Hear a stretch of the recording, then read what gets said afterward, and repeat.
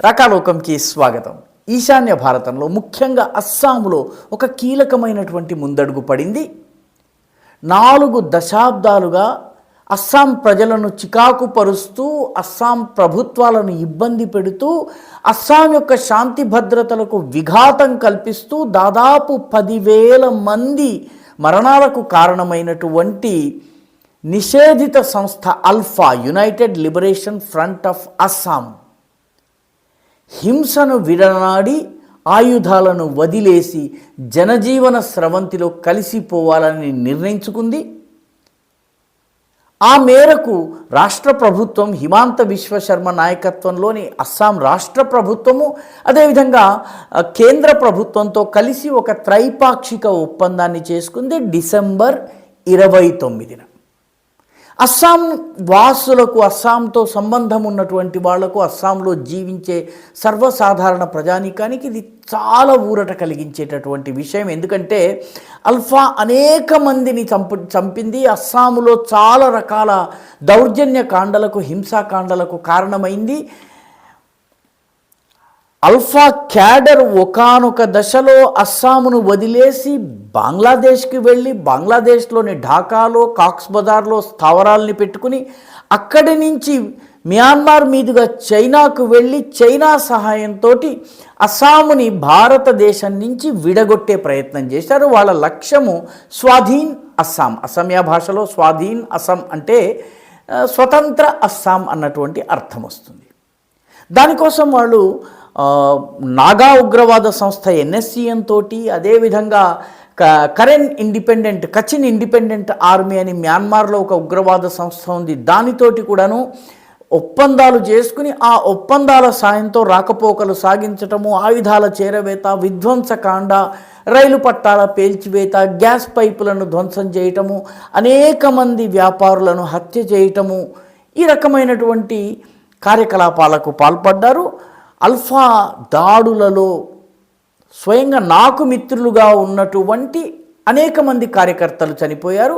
నాతో పాటు పనిచేసినటువంటి మురళీ మనోహర్, ఓంప్రకాష్ చతుర్వేది, ప్రమోద్ దీక్షిత్, ప్రఫుల్ల గొగోయ్, ఇటువంటి అనేక మంది మిత్రుల్ని అల్ఫా పొట్టన పెట్టుకుంది.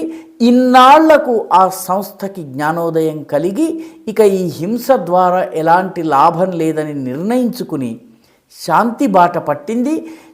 అల్ఫాను ముందు ఆ సంస్థ వెన్ను విరిచి, ఆ సంస్థ ఇక యుద్ధం చేయలేని పరిస్థితికి తీసుకొచ్చిన తర్వాత పూర్తిగా ఆ సంస్థను సరెండర్ చేయించుకున్నటువంటి ఖ్యాతి ఒక రకంగా కేంద్ర ప్రభుత్వానికి, భారతీయ జనతా పార్టీ ప్రభుత్వానికి. అల్ఫా సంస్థ 1979లో ప్రారంభమైంది. దీన్ని ప్రారంభించినటువంటి వ్యక్తులు 4-5 ఉన్నారు. అందులో ఒకరు భీమ్కాంత బుడాగోహాయ్. ఈ భీమ్కాంత బుడాగోహాయ్తో పాటు మరొక వ్యక్తి పరేష్ బరువాన్. ఇతను అస్సాంలోని డిబ్రూగఢ్ జిల్లాలో ఉన్నటువంటి చబువా అనేటటువంటి ప్రాంతానికి చెందినటువంటి వాడు. బీర్పాడా అనేటువంటి గ్రామం ఉంది, ఆ గ్రామానికి చెందినటువంటి వాడు. ఆ బీర్పాడా గ్రామానికి నేను వెళ్ళాను. అదేవిధంగా అరవింద రాజ్ ఖోవా అనేటటువంటి స్కూల్ టీచరు, చిత్రబన్ హజారికా, అనూప్ సెటియా, ఇటువంటి అనేక మంది కలిసి ఈ అల్ఫా సంస్థని 79లో ప్రారంభించారు. కానీ ఇది ఒక భయంకర రూపాన్ని 89-90 నుంచి సంతరించుకుంది. హింసాకాండ, దౌర్జన్యాలు పెద్ద ఎత్తున ప్రారంభించింది. ఆ తరువాత భారత ప్రభుత్వము 1990, 91, 92 ప్రాంతంలో 2 పెద్ద ఆపరేషన్స్ నిర్వహించింది, మిలిటరీ ఆపరేషన్స్. ఏకంగా సైన్యాన్ని రంగంలోకి దించి, ఒకటి ఆపరేషన్ బజరంగ్, రెండవది ఆపరేషన్ రైనో. ఈ 2 చేసిన తరువాత అస్సాంలో ఉన్నటువంటి ఉగ్రవాదులందరూ కూడాను బంగ్లాదేశ్లో ఉన్నటువంటి కాక్స్ బజార్, ఎక్కడైతే రోహింగ్యాల స్థావరాలు ఇప్పుడు ఉన్నాయో అక్కడికి వెళ్ళారు. అక్కడ కూడాను మోదీ ప్రభుత్వం వచ్చిన తర్వాత షేక్ హసీనా వాజెద్తో ఒప్పందాలు చేసుకున్న తర్వాత వాళ్ళ స్థావరాలని నెమ్మదిగా బర్మా నుంచి, అక్కడి నుంచి వాళ్ళు చైనాకి తరలించుకుంటూ వెళ్ళారు. బర్మాలో ఉన్నటువంటి కచిన్ ఇండిపెండెంట్ ఆర్మీ అనేటటువంటి ఉగ్రవాద సంస్థతోటి, నాగాలాండ్లో ఉన్నటువంటి NSCN, national socialist council of Nagaland group తోటి వీళ్ళు ఒప్పందాలు చేసుకుని ఆయుధాల చేరవేత, ఉగ్రవాద శిక్షణ, చైనా మ్యాన్మార్లకు రాకపోకలు, ఈ పనులన్నీ కూడా నిర్వహిస్తూ ఉండేవాళ్ళు. ఈ సంస్థ పైన అరుణాచల్ ప్రదేశ్లో కూడాను ఆపరేషన్ క్లౌడ్ బర్స్ట్ అనేటటువంటి ఆపరేషన్ను నిర్వహించి అక్కడ ఉన్నటువంటి 3 ఉగ్రవాద క్యాంపులను ధ్వంసం చేయడం జరిగింది. భూటాన్ కూడా భారత ప్రభుత్వ సహకారంతో ఆపరేషన్ క్లీన్అవుట్ అనేటటువంటి ఇంకొక ఆపరేషన్ నిర్వహించింది. ఈ మొత్తము ఆపరేషన్స్ జరిగిన తరువాత ఇది పూర్తిగా విదేశాలకు వెళ్ళింది. అల్ఫా ఉగ్రవాదులలో ప్రస్తుతము దాని యొక్క సంస్థ యొక్క నాయకుడి పేరు అరవింద్ రాజ్ఖోవా. ఈ అరవింద్ రాజ్ఖోవాకి ఇప్పుడు 71 సంవత్సరాలు. ఈ అరవింద్ రాజ్ఖోవాతో పాటు దాని యొక్క మిలిటరీ వింగ్కి నాయకుడిగా ఉన్నటువంటి వ్యక్తి పేరు పరేష్ బరువా. ఇతను ప్రస్తుతము చైనాలో ఉన్నటువంటి బర్మా, మ్యాన్మార్, చైనాల సరిహద్దులో ఉన్నటువంటి రుయిలీ అనేటటువంటి చోట ఉన్నాడని తెలుసును.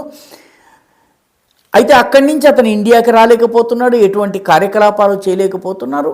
మొత్తం మీద బీజేపీ ప్రభుత్వం వచ్చిన తరువాత అస్సాములో దాదాపు 8750కి పైగా అల్ఫా ఉగ్రవాదులను సరెండర్ చేయించి మొత్తం ఈ సంస్థ యొక్క వెన్ను విరవడం జరిగింది. ఈ సంస్థకు లోపల బయట కూడా సహకారం లేనటువంటి పరిస్థితి తేవడం జరిగింది. 2011లో అరవింద్ రాజ్ఖోవా భారతదేశానికి వచ్చారు. భారతదేశానికి ఫిబ్రవరి 2011లో వచ్చారు. ఆ తర్వాత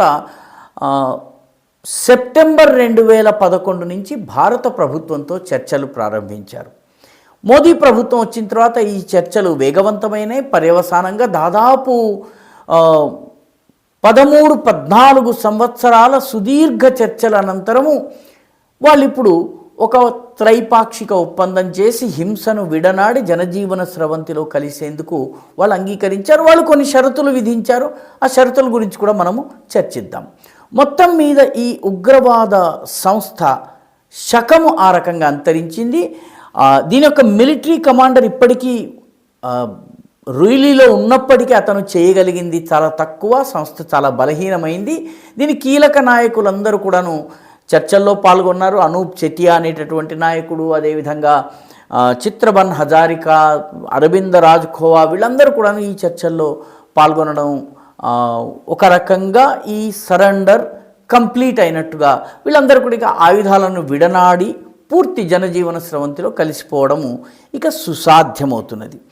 నిజానికి వీళ్ళు ఇప్పుడు కోరుతున్నది ఏంటంటే అస్సాములో ఉన్నటువంటి చొరబాటు ఏదైతే ఉందో బంగ్లాదేశీయుల చొరబాటు, దీనికి వీళ్ళు కొంత పరిష్కారం కోరుతున్నారు. అందులో భాగంగా ఒక నియోజకవర్గం ఓటరు మరొక నియోజకవర్గంలో ఓట్లను రిజిస్టర్ చేసుకోవడానికి వీలు లేకుండా ఏ నియోజకవర్గం వాళ్ళు ఆ నియోజకవర్గంలోనే ఉండేటట్టు 90 నియోజకవర్గాలలో నియోజకవర్గాల పునర్విభజన ప్రభుత్వం ఏదైతే చేసిందో దానిని ఉగ్రవాదులు ఆమోదించేటట్టు, తద్వారా ఈ బంగ్లాదేశీ చొరబాటుదారుల ఆధిపత్యము లేకుండా నియోజకవర్గాల పునర్విభజన చేయటం జరిగింది. సంఖ్య మార్చకుండా జాగ్రఫీ మార్చటం జరిగింది. కాబట్టి చొరబాటుదారుల ఆట కట్టయింది. దానిని ఈ ఉగ్రవాద సంస్థ కూడా ఆమోదించింది. అస్సాంలో డెవలప్మెంట్ కావాలని చెప్పింది. 1,50,000 కోట్ల రూపాయల పెట్టుబడులు రానున్నటువంటి 5-10 సంవత్సరాల్లో నార్త్ ఈస్ట్లో కేంద్ర ప్రభుత్వం పెట్టుబడులు పెట్టేటట్టుగాను ఒప్పందం జరిగింది. దీన్నంతటినీ ఈ ఒప్పందాన్ని అమలు చేయటాన్ని సమీక్షించేందుకు ఒక ప్రత్యేక కమిటీ ఏర్పాటు చేయటం జరిగింది. దానిలో రాష్ట్ర ప్రభుత్వము, అల్ఫా సంస్థ, అదేవిధంగా కేంద్ర ప్రభుత్వానికి చెందినటువంటి ప్రతినిధులు ఉంటారు. మొత్తం మీద ఇదొక గణనీయమైనటువంటి ముందడుగుగా మనము భావించాలి. బీజేపీ ప్రభుత్వం వచ్చిన తర్వాత ఇప్పటి వరకు 12 ఉగ్రవాద సంస్థలతో ఈ రకమైనటువంటి సరెండర్ అగ్రిమెంట్స్ చేయడం జరిగింది. త్రిపురకి చెందినటువంటి ఎన్ఎల్ఎఫ్టీ తోటి 2019లో త్రిపురలో ఉన్నటువంటి బ్రూ శరణార్థులు, రియాంగ్ శరణార్థులు సంబంధించినటువంటి ఒప్పందము 2020లో జరిగింది. బోడో ఉగ్రవాదులతోటి 2020లో ఒప్పందం జరిగింది. కార్బీ ఉగ్రవాద సంస్థలతో 2021లో జరిగింది. దిమాసాలతో 2023లో జరిగింది. ఈ రకంగా 12 ఒప్పందాలు చేసుకోవడం జరిగింది. మొత్తము నార్త్ ఈస్ట్లో ముఖ్యంగా అస్సాములో దాదాపు హింస 87% తగ్గుదల వచ్చింది. అదేవిధంగా మరణాలు, ఉగ్రవాద సంబంధిత మరణాలు సంఖ్య 90% తగ్గింది.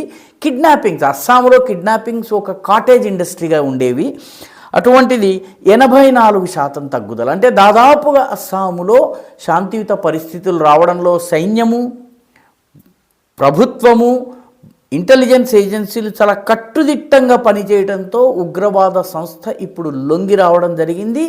ఈ ఒప్పందం ఒక రకంగా నార్త్ ఈస్ట్లో చాలా కీలకమైనటువంటి మార్పు తీసుకొస్తుందని అనుకోవచ్చును. ఎందుకంటే స్వయంగా ఈ ఉగ్రవాద సంస్థలు అనేక మంది మిత్రులను చంపడం జరిగింది. మురళీ మనోహర్ అనేటటువంటి కార్యకర్త, అదేవిధంగా ప్రఫుల్ల గొగోయ్, ఓంప్రకాష్ చతుర్వేది, తర్వాత ప్రమోద్ దీక్షిత్, ఇటువంటి అనేక మంది కార్యకర్తలని ఈ ఉగ్రవాదులు చంపారు. అటువంటి ఉగ్రవాదులు హింసను విడనాడి జాతీయవాదాన్ని వైపు రావడము, అస్సాం ప్రగతి కోసం ప్రభుత్వంతో చేతులు కలపడం అనేది ఒక కీలకమైన పరిణామం, చాలా అభినందనీయమైనటువంటి పరిణామము. ఈ ఒప్పందాన్ని చేసుకున్నందుకు, దానికి కావలసినటువంటి చొరవ, ఒత్తిడి అన్నీ చేసినందుకు ప్రభుత్వాన్ని అభినందించాలి. హిమాంత బిశ్వశర్మ అస్సాం ముఖ్యమంత్రిని ప్రత్యేకంగా అభినందించాలి.